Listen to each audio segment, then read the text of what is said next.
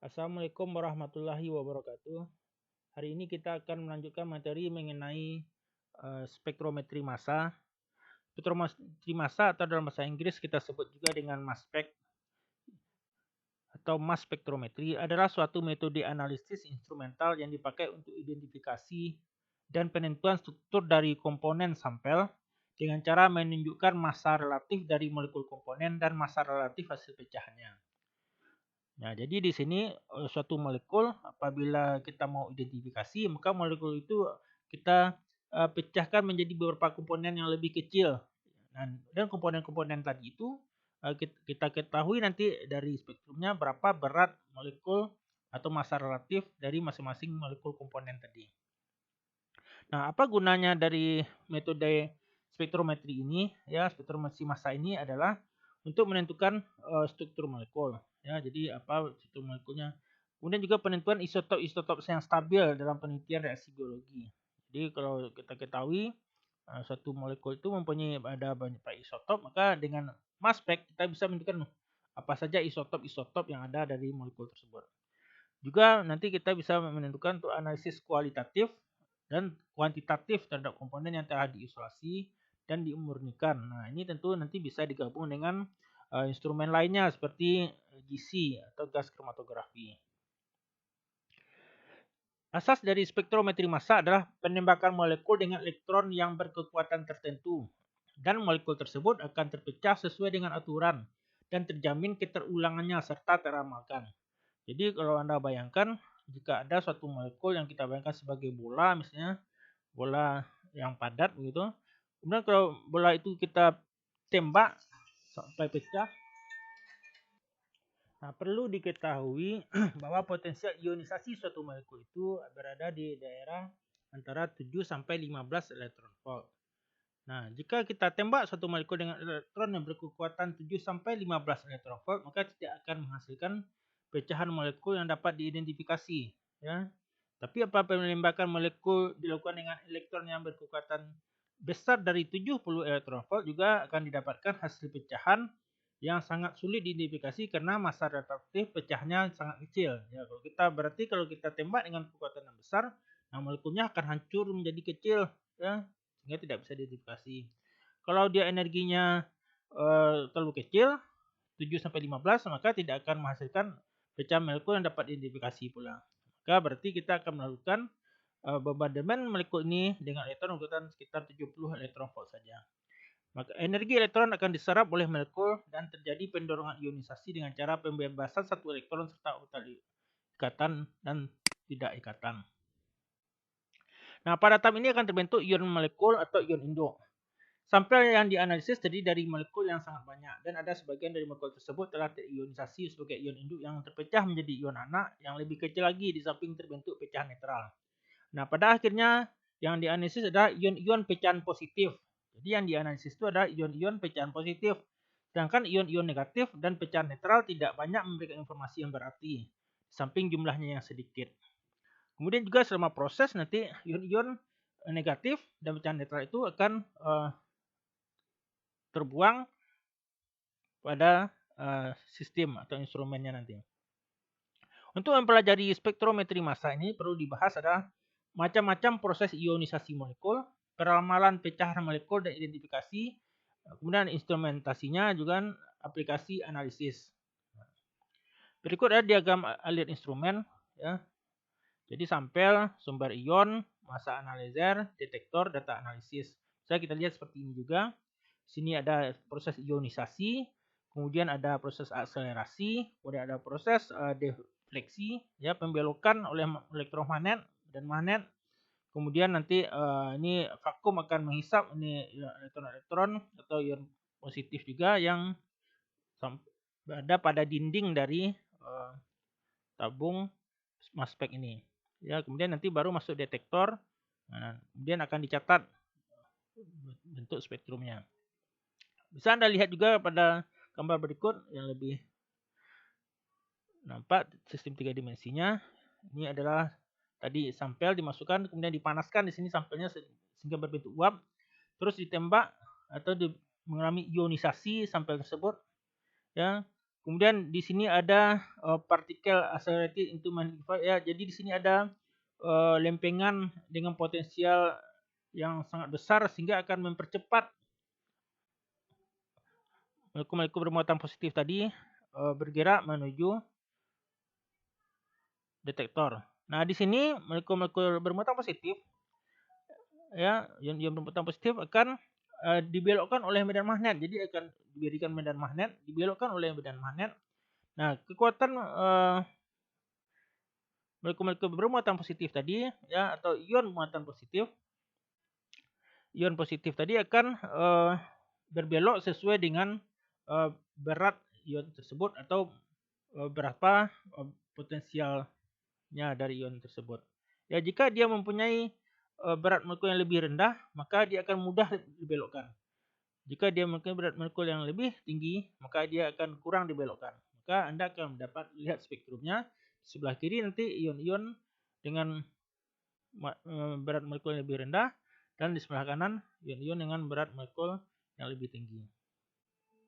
Jadi apa saja yang terjadi tadi? Yang pertama adalah tahap ionisasi ya, atau ionisasi dengan mengambil satu atau lebih elektron dari atom tersebut supaya terbentuk ion positif.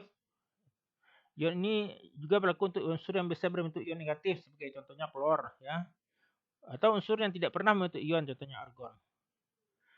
Jadi mass spec ini selalu bekerja dengan ion positif. Tahap kedua percepatan ya, ion-ion tersebut dipercepat sehingga punya energi kinetik yang sama. Kemudian tahap ketiga pembelokan, dibelokkan dengan menggunakan medan magnet. Semakin ringan masanya akan semakin mudah dibelokkan. Jadi besarnya juga tergantung pada besar muatan positif dari ion tersebut. Tahap keempat adalah pendeteksian. Sinar-sinar ion melintas dalam mesin tersebut dideteksi dengan cara elektrik. Berikut adalah proses ionisasi molekul. Ya. Reaksi yang paling murah untuk masuk ini adalah elektron yang dipancarkan dari filamen panas sebagai sumber elektron menuju anoda. Molekul sampel dalam bentuk gas masuk melalui inlet spektrometer massa. Di antara filamen dan anoda terjadi proses penembakan gas sampel dengan elektron yang berkekuatan 70 elektron volt. Jadi ini sampel yang telah dibuatkan tadi masuk. Ya, kemudian di sinilah terjadi penembakan oleh elektron yang berenergi sekitar 70 elektron volt. Nah, sehingga atom-atom tadi itu akan mengalami proses penghilangan elektron ya, atau penambahan elektron, terionisasi dia sebelum dia kita lanjutkan masuk ke dalam rongga mass spec ini. Jadi ada 3 kemungkinan proses penembakan molekul sampel oleh elektron tersebut. Yang pertama, elektron tersebut lewat saja. Elektron tersebut menempel pada molekul. Elektron tersebut menyeret sesuatu dari molekul. Ya, jadi kemungkinan pertama, jika elektron tadi kita tembakkan kepada molekul, kalau elektronnya lewat saja, maka jelas tidak akan menghasilkan informasi apapun. Nah, yang mungkin yang bisa kita lihat adalah jika elektron tersebut itu bisa menempel pada molekul atau elektron tersebut menyeret sesuatu dari molekul seperti reaksi seperti bawah ini.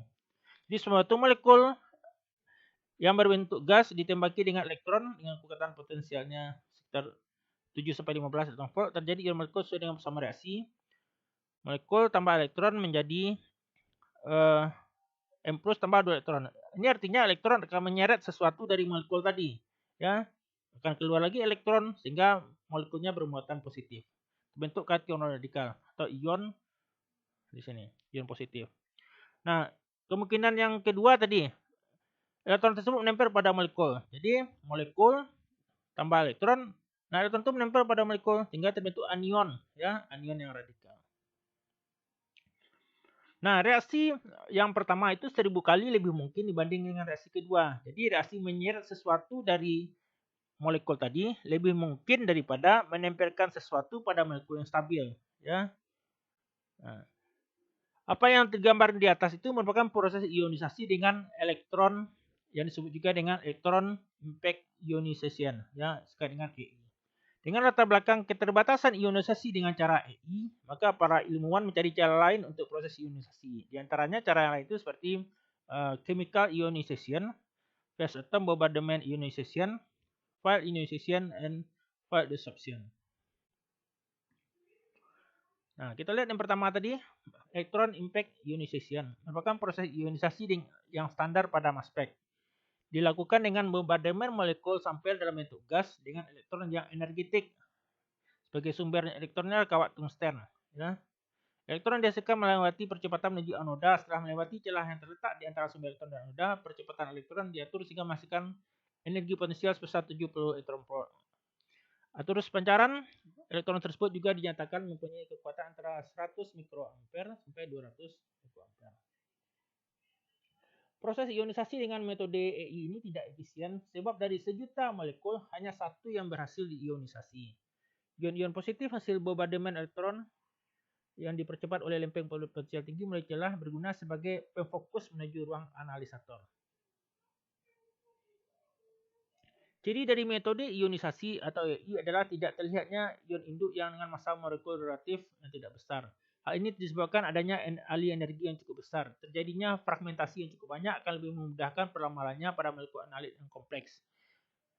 Keterbatasannya adalah ini dipakai proses panas untuk pembuatan sampel dan sangat berpengaruh pada sampel yang sifatnya thermal degradation sebelum terjadi proses ionisasi. Nah, jadi pada proses elektron impact ini, molekul itu akan dipecah menjadi molekul-molekul yang relatif lebih kecil dengan jumlah yang cukup banyak. Oke. Jadi ini adalah penggambaran dalam sistem ionisasi menggunakan EI. Jadi ini sumbernya ya. Kemudian ini adalah elektron menembaknya. Kemudian molekul yang telah bermuatan tadi itu akan dipercepat menuju kolom mass spec-nya.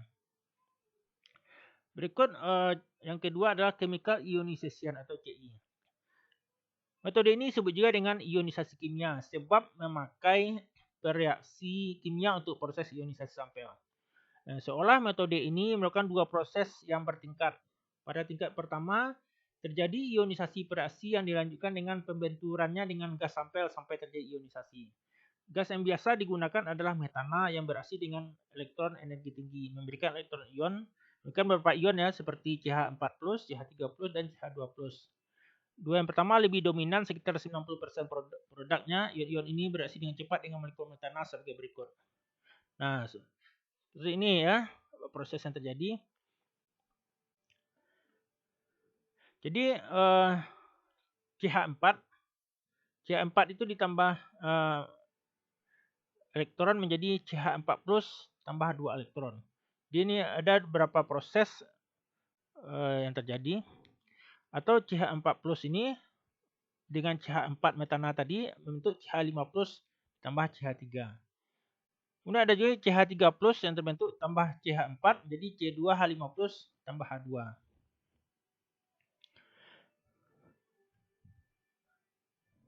Nah, setelah ion-ion positif ini terbentuk CH4+, CH5+, C2H5+, ya dan segala macamnya.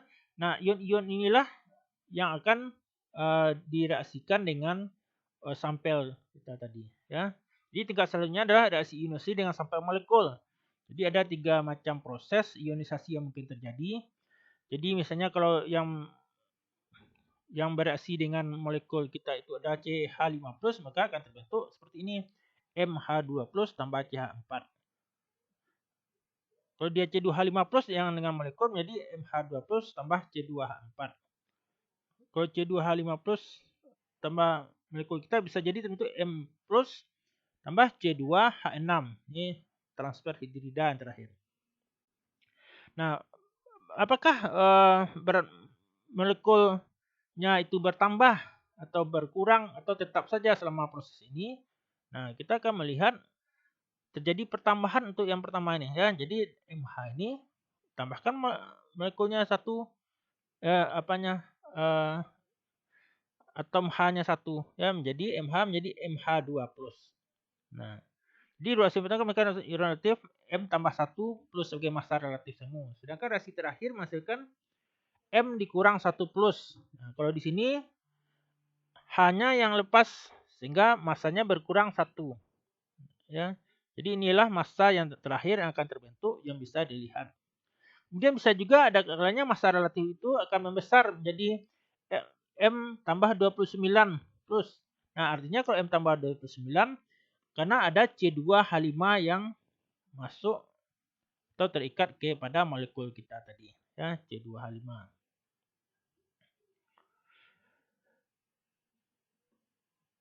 Reagen lainnya yang seperti propana, isobutana, dan amonia juga digunakan untuk ionisasi kimia, di mana akan memberikan spektrum yang berbeda dengan analit yang digunakan. Massa relatif semu ion analit M-1 plus ini terjadi karena pada metode ionisasi kimia dipakai reaksi dengan konsentrasi 1000 sampai 10.000 kali konsentrasi sampel. Perbandingan konsentrasi yang jauh berbeda ini akan meningkatkan ionisasi reaksi oleh sampel yang akhirnya bertujuan untuk efektivitas ionis sampel. Kan tetapi karena transfer energi pada ionisasi kimia ini kurang, maka fermentasi molekul sampel kurang. Ciri ionisasi dari CI spektrum masanya terdapat puncak ion yang semu atau M-1 plus dengan intensitas yang rendah dan puncak fermentasi yang lebih sedikit dibandingkan dengan elektron impact, ya, EI. Kemudian pada proses CI diperlukan penghampaan ruang ionisasi sampai 10-6 torr, oleh sebab itu perlu penambahan pompa difusi. Ini instrumennya untuk proses chemical ionization. Nah, berikut adalah spektrum yang Anda bisa lihat, ya. Yang di atas adalah spektrum untuk elektron impact ionization. Ya, di mana akan terlihat jika kita mempunyai senyawa atau molekul 3,4 dimetoksiasetopenon, maka molekul itu dengan berat molekulnya 180 kan kita lihat peaknya di sini induknya, ya, 180. Kemudian akan terdapat pecah-pecahannya. Ya, ada pecahnya berat molekulnya 165, 137, 109, 194, 27 dan seterusnya.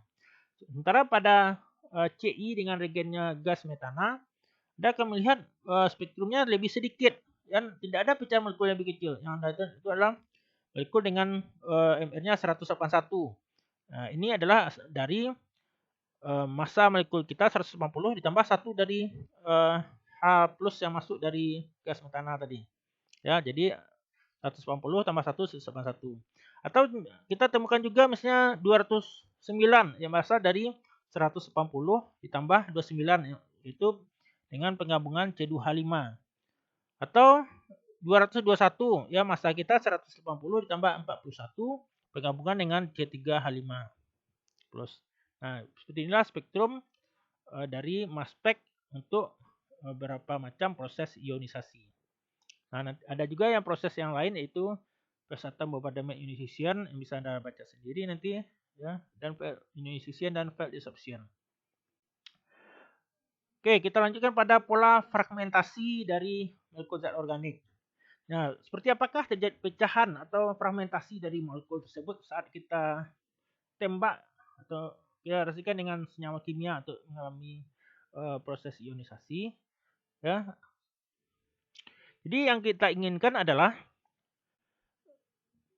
suatu pecahan molekul yang pecahnya itu terulang dan teramalkan. Jadi tidak mau kita pecah molekul itu sembarangan saja. Jadi kita maunya molekul itu pecah atau putus sesuai dengan pola yang terulang dan teramalkan. Ya. Nah, bagaimanakah bentuk atau pola fermentasi dari suatu molekul? Misalnya kita punya molekul ABCD, senyawa ABCD. Nah, ditambah elektron maka akan terjadi seperti ini, ya. ABCD akan ditariknya elektron dari molekul kita, ya, dia bermuatan positif dan bentuk radikal tambah 2 elektron. Nah, yang ini ABCD yang radikal dan bermuatan positif akan mengalami pecahan menjadi A+ tambah BCD radikal. Atau A radikal tambah BCD+.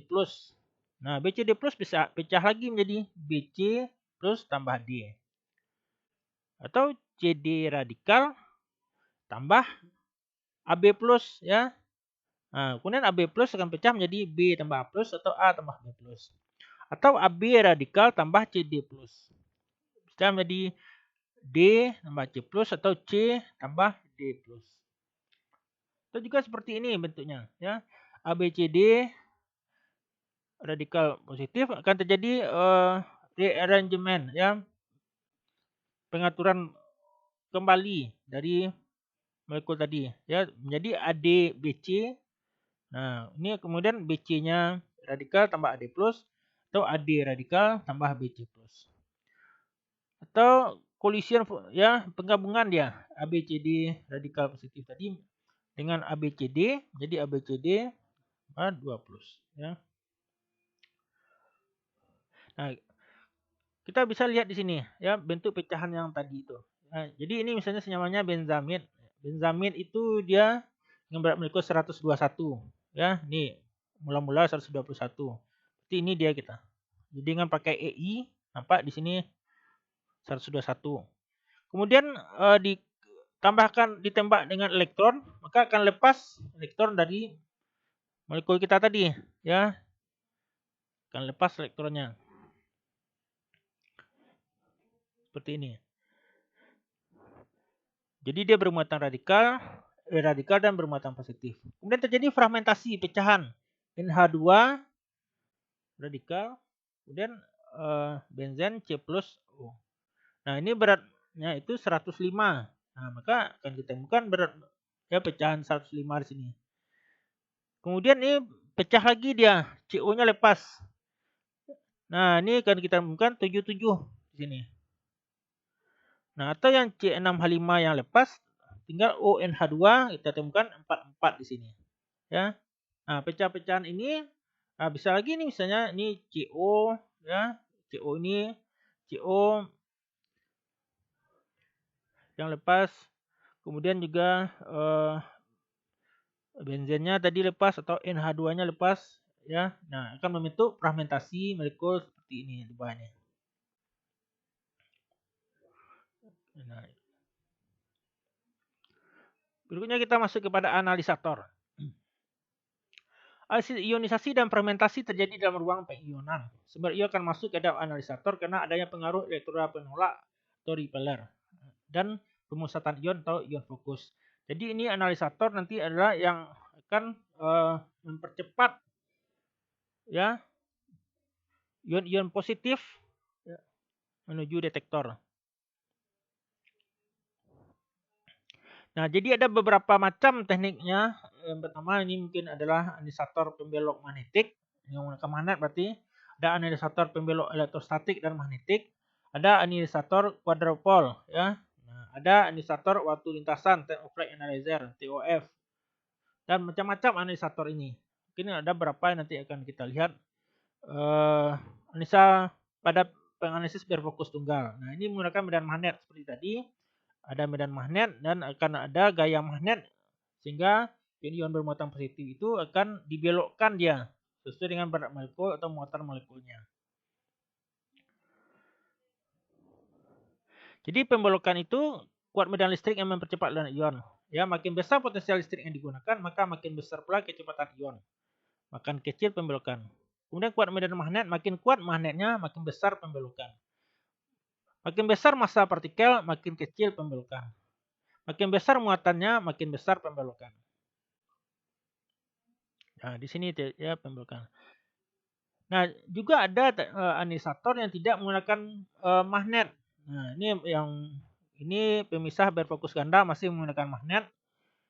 Nah, ada yang tidak menggunakan magnet, contohnya pada penganalisis quadrupole. Ya, di sini memakai batang-batang logam yang disusun paralel di sekeliling berkas elektron. Kombinasi medan menyebabkan partikel bergetar selaras dengan sumbu lintasan. Elektroda yang ditempatkan berlawanan saling dihubungkan dan dialiri arus tegangan searah atau DC. Ion-ion melewati ruang antara elektroda pada arah Z dan bergetar hanya sepanjang sumbu Z. Hanya partikel dengan perbandingan ME tertentu yang dapat lewat tanpa menumbuk elektroda. Jadi magnet tidak diperlukan. Seperti ini ya. Jadi quadrupole ada 4 macam batang-batang logam yang disusun paralel. Jadi ada bermuatan positif 2, bermuatan negatif 2 seperti ini. Kemudian ion tadi itu akan melewati di tengah-tengah sini ya. Jadi di sini dia tidak ada magnet. Dia akan bergetar di dalam rongga antara batang-batang logam yang muatan tadi. Nah, dan nanti dia akan berarah sepanjang sumbu Z saja ya, sepanjang sumbu Z ya. Nah, nanti akan masuk menuju detektor.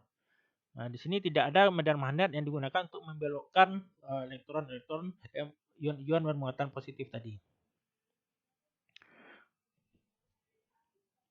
Selanjutnya kita masuk kepada detektor atau pengumpul ion. Ya, jadi ion positif dari analisator akan memasuki celah pemisah dan akhirnya menumbuk kolektor ion yang dikenal dan berfungsi sebagai detektor. Jadi ion-ion positif masuk dan menumbuk kolektor ion yang disebut juga dikenal dengan detektor. Jadi ada beberapa macam detektor yang dapat digunakan di maspek ini. Seperti detektor cawan Faraday, detektor pengandaan elektron, dan detektor sistem fotografi. Cawan Faraday ini kurang teliti sehingga kepekaannya juga kurang. Kemudian detektor pengandaan elektron multiplier merupakan jenis detektor yang umum dan terbanyak dipakai. Ini juga sudah pernah kita pelajari sebelumnya. Ya, di mana prinsipnya adalah ya ion tadi itu akan menumbuk pada permukaan salah satu elektroda di sini. Dan kemudian akan bertambah banyak dia pada saat menumbuk elektroda berikutnya. Nah, di sini terjadi multiplier, ya, fotomultiplier.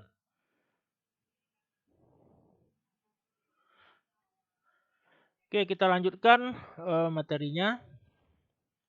Spektrum massa. Ya, spektrum massa terdiri dari absis yang menyatakan massa atau fragmen muatan dan ordinat menyatakan sinyal atau fluktuasi jarum alat pengukur. Dalam spektrometer massa, masing-masing kation atau kation radikal yang terbentuk dipisah dicatat menurut massanya. Jadi massa dinyatakan dalam satuan massa, di mana satu satuan massa sesuai dengan 1/12 massa atom C12. Nah, di sini Anda bisa melihat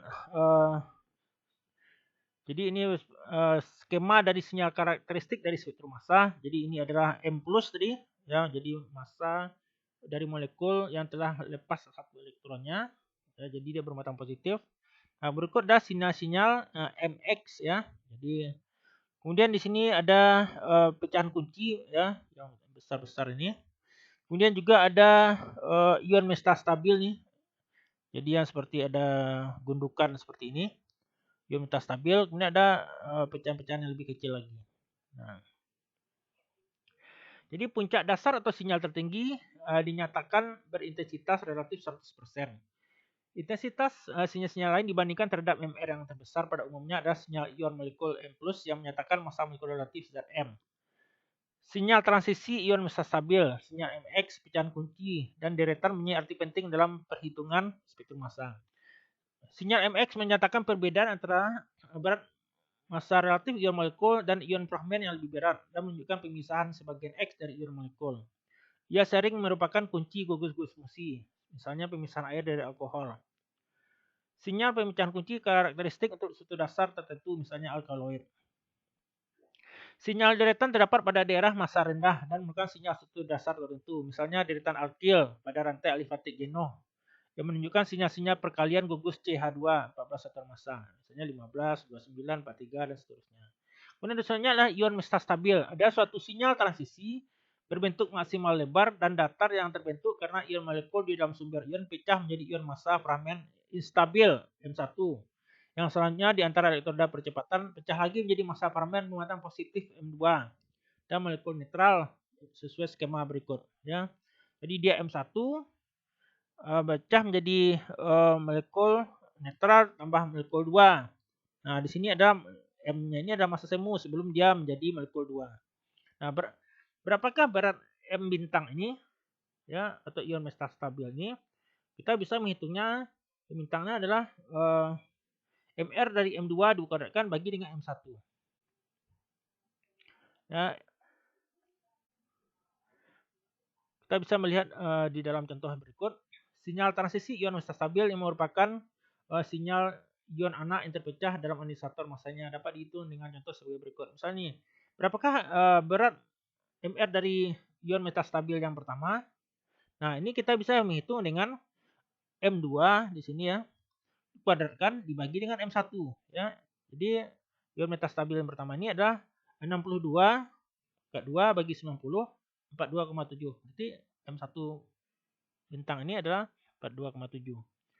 M2 bintang Berarti ini adalah 48 dikuadratkan bagi 62 ya. 48 kuadrat bagi 62 37,1. Ya, ini adalah cara menghitung berat molekul Mr dari ion metastabil. Oke, ini sudah terakhir analisa belum ya, analisa kualitatif.